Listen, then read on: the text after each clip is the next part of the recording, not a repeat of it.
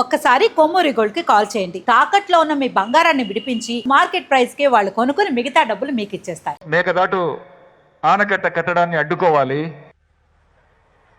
ముఖ్యంగా డెల్టా జిల్లాలను కరువు పీడిత జిల్లాలుగా ప్రకటించాలని కోరుతూ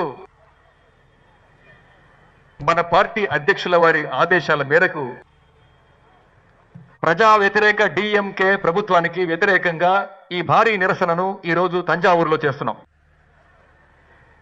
ఈ నిరసన కోసం పార్టీ సభ్యులు, మిత్రపక్షాలు, రైతులు ఈ ప్రభుత్వానికి వ్యతిరేకంగా భారీగా తరలివచ్చారు.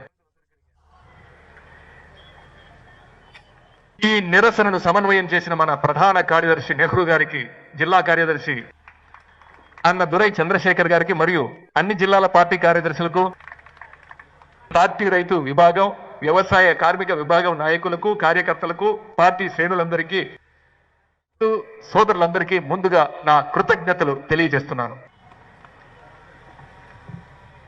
నేడు ఆడి 18 సాధారణంగా ఆడి పెరుక్కులో నదులు నిండుగా ప్రవహిస్తాయి.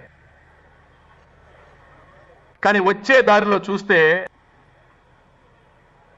కావేరీ డెల్టాలోని నదులన్నీ ఈరోజు ఎండిపోయి దాదాపు ఒక ఎడార్లా ఈరోజు కనిపిస్తున్నాయి. ఇది మన ద్రవిడ మున్నేట్ర కజగం. మన నాయకుడు ముఖ్యమంత్రిగా ఉంటే ఈ పరిస్థితి వచ్చేదా? మన నాయకుడు ఇలా జరగనిచ్చేవారా? నేడు కురువైని కాపాడలేకున్నాం. ఇక సంబా పంట ఏమవుతుందో అని రైతులు తలడిల్లిపోతున్నారు. ఇది ఏదో మామూలుగా జరిగిన విషయం కాదు. ఈ రోజు ఉన్నటువంటి ఒక అసమర్థుడైన డమ్మి ముఖ్యమంత్రి వల్లే ఈ రోజు ఈ పరిస్థితి వచ్చింది.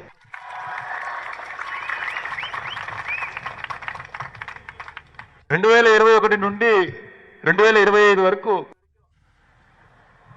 అప్పటి ముఖ్యమంత్రి మన పార్టీ నాయకుడు గారు ప్రతి సంవత్సరం సరిగ్గా జూన్ 12వ తేదీన మెట్టూరు డ్యాంను స్వయంగా వెళ్లి తెరిచారు. నిజానికి కొన్ని సంవత్సరాల్లో మన ముఖ్యమంత్రి గారు, మన పార్టీ నాయకుడు గారు అప్పుడు జూన్ 12 కంటే ముందే మెట్టూరు నుండి నీటిని విడుదల చేశారు. కానీ ఈ సంవత్సరం పరిస్థితి ఏంటి? జూన్ నెల అయిపోయింది, జూలై నెల అయిపోయింది, ఇప్పుడు ఆగస్టు నెలలో ఉన్నాం, ఇంకా నీళ్లు రాలేదు. కావేరీ బోర్డు తీర్పు ప్రకారం జూన్ నెలలో 9.9 టీఎంసీ నీళ్లు, జూలై నెలలో 32 టీఎంసీ నీళ్లు, అంటే మొత్తం 42 టీఎంసీ నీళ్లు మనకు రావాలి. కానీ నేడు ఒక్క చుక్క నీరు కూడా రాలేదు. కానీ దీని గురించి ఇక్కడున్న ముఖ్యమంత్రి నోరు విప్పి మాట్లాడుతున్నారా? మాట్లాడటం లేదు. ఆయనకున్న ఏకైక ఆందోళన ఏంటి? డిఎంకే మీద ఏ అబద్ధపు కేసు పెట్టాలి, ఏ ఫేక్ కేసు వేయాలి.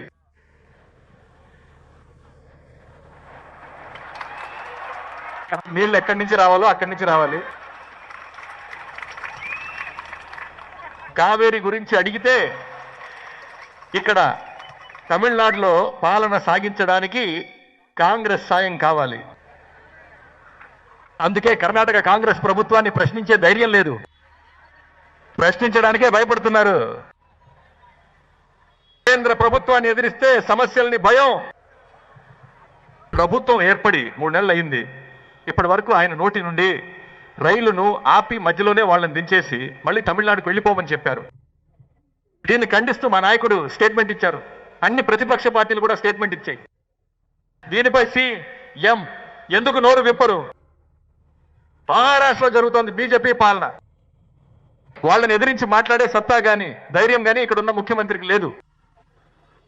రైతుల హక్కుల కంటే ముఖ్యమంత్రికి తన స్వార్థం, తన పదవిని ఎలాగైనా కాపాడుకోవాలనే ఆ స్వార్థమే చాలా ముఖ్యం. ఇప్పుడు రైతులందరూ కలిసి ప్రభుత్వ వ్యతిరేకి కాగానే 2 రోజులుగా ఒక డ్రామా ఆడుతున్నారు. కర్ణాటకకు వెళ్తున్నానని ఒక బిల్డప్ ఇచ్చారు. మేమందరం చెప్పాం, మా నాయకుడు చెప్పారు దయచేసి కర్ణాటక వెళ్ళకండి అని. ఇది పెద్ద చట్ట పోరాటం, ఎన్నో ఏళ్లుగా జరుగుతోంది, అర శతాబ్ద కాలంగా సాగుతున్న పోరాటం ఇది. కేవలం ఎంకే మాత్రమే కాదు, అన్ని ప్రతిపక్షాలు చెప్పాయి. వాళ్ళ కూటమి పార్టీలే కర్ణాటకకు వెళ్లాల్సిన అవసరం లేదని చెప్పాయి. ఆయన అవేమీ పట్టించుకోలేదు. కానీ కర్ణాటక ముఖ్యమంత్రి మాత్రం దయచేసి ఈ వైపు రావద్దు, మీకు ఒక్క చుక్క నీరు కూడా ఇవ్వలేమని చెప్పారు. కర్ణాటక ఏమలా చెప్పాకే ఆయన శాంతించారు. ఈయన కర్ణాటక సీఎంని కలవడం పక్కన పెడితే ముందు మన ఊరి రైతులను మీరు కలిశారా? వాళ్ళ కోరికలను ఏమైనా విన్నారా? ముందుగా మన రైతులందరినీ పిలిపించి వాళ్ళ కోరికలను వినాల్సింది. కానీ ఈ ముఖ్యమంత్రి ఆ పని చేయలేదు. ప్రభుత్వమే మమ్మల్ని పిలవలేదు, వినలేదు. మేమే వచ్చి ముఖ్యమంత్రిని కలిసి మాట్లాడతామని రైతులు కోట వైపు వెళ్ళారు.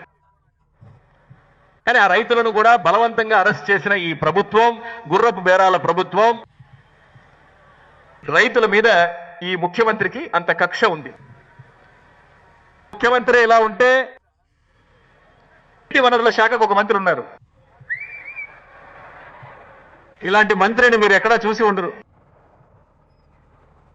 జర్నలిస్టులను చూస్తే చాలు ఆయన పరుగులు తీస్తారు, ఏ ప్రశ్నకు సమాధానం చెప్పరు. వ్యవసాయ శాఖ మంత్రి అని ఒక ఆయన ఉన్నారు. ఈరోజు ఆ వ్యవసాయ శాఖ మంత్రి ఏం చేస్తున్నారో తెలుసా? వ్యవసాయ బడ్జెట్ పట్టుకుని తిరుపతికి వెళ్ళి అక్కడ పూజలు చేయించుకుని వస్తున్నారు. ఇది ఈరోజు ఈ ప్రభుత్వ లక్షణం, ఇక్కడ ఉన్న మంత్రుల యొక్క అసలు లక్షణం. ఎలాంటి మంత్రులు ఇక్కడ ఉన్నారో చూడండి. దొంగ లాటరీ అమ్మే ఒక మంత్రి, దొంగ విసిడీలు అమ్మిన ఒక మంత్రి, బ్లాక్ లో టికెట్లు అమ్మే ఒక మంత్రి, చేతిలో కర్ర పట్టుకుని తిరుగుతూ ఉండే ఒక మంత్రి, వీటన్నిటికీ మించి ఒక డ్రగ్స్ మంత్రి. తమిళనాడులో ఈ ప్రభుత్వం మొత్తం క్యాబినెట్ అంతా ఒక జోకర్ల గుంపులా ఎలా తయారైందో చూడండి. ముఖ్యమంత్రి రీల్స్ చేస్తున్నారు, మంత్రులు రీల్స్ చేస్తున్నారు, చివరికి ఎమ్మెల్యేలు స్కూళ్ళు, హాస్పిటళ్ళు, ఎందుకు బాత్రూమ్లు, టాయిలెట్లను కూడా వదలడం లేదు, లోపలికి వెళ్ళి రీల్స్ చేస్తున్నారు. గత 2 రోజులుగా మీరు చూసే ఉంటారు, ఇద్దరు మంత్రులు తమ జిల్లాల్లోని స్కూళ్లకు వెళ్ళి అక్కడ పిల్లలందరినీ బయటకు రమ్మని చెప్పి వాళ్ళ పార్టీ పేరుతో నినాదాలు చేయించి దాన్ని రీల్స్ తీసి పెడుతున్నారు. ఇంత దారుణమైన ప్రభుత్వాన్ని తమిళనాడు ఎప్పుడు చూడలేదు. నెల టీవీ న్యూస్ లో మీరు చూసే ఉంటారు, తెన్కాశి దగ్గర ఒక వరి కొనుగోలు కేంద్రంలో వరి బస్తాలన్నీ తగలబడిపోతున్నాయి. అక్కడికి వెళ్ళిన డిఎంకే అధికార పార్టీ జిల్లా సెక్రటరీ ఏం చేస్తున్నారో తెలుసా? 4 కెమెరాలు తీసుకెళ్లి సెట్ చేసి, షూట్ చేసి, బ్యాక్గ్రౌండ్ మ్యూజిక్ వేసి రీల్స్ పెడుతున్నారు. ఇలా రీల్స్ చేసే ప్రభుత్వాన్ని తమిళనాడు కాదు, ఇండియా కూడా ఎప్పుడూ చూడలేదు. మంత్రులే కాదు, వాళ్ళ చుట్టాలు, అన్నదమ్ములు అందరు కలిసి ఇన్స్పెక్షన్కి వెళ్తున్నారు.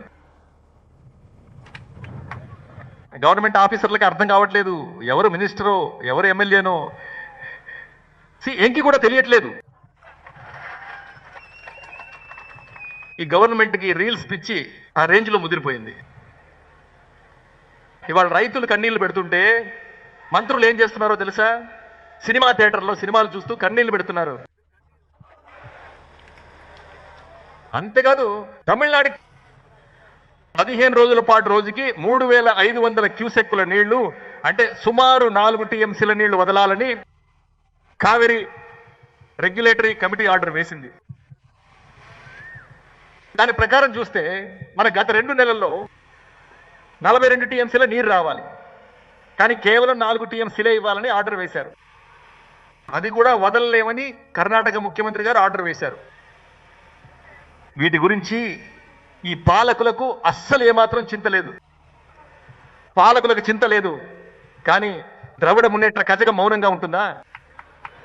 అందుకే ఈరోజు మన రైతు సోదరుల కోసం ప్రజాక్షేత్రంలో ఈ పోరాటం చేసినట్టే ఈ రోజు సుప్రీంకోర్టులో కూడా ద్రవిడ మున్నేట్ర కజగం మన నాయకుడు న్యాయ పోరాటాన్ని మొదలుపెట్టారు.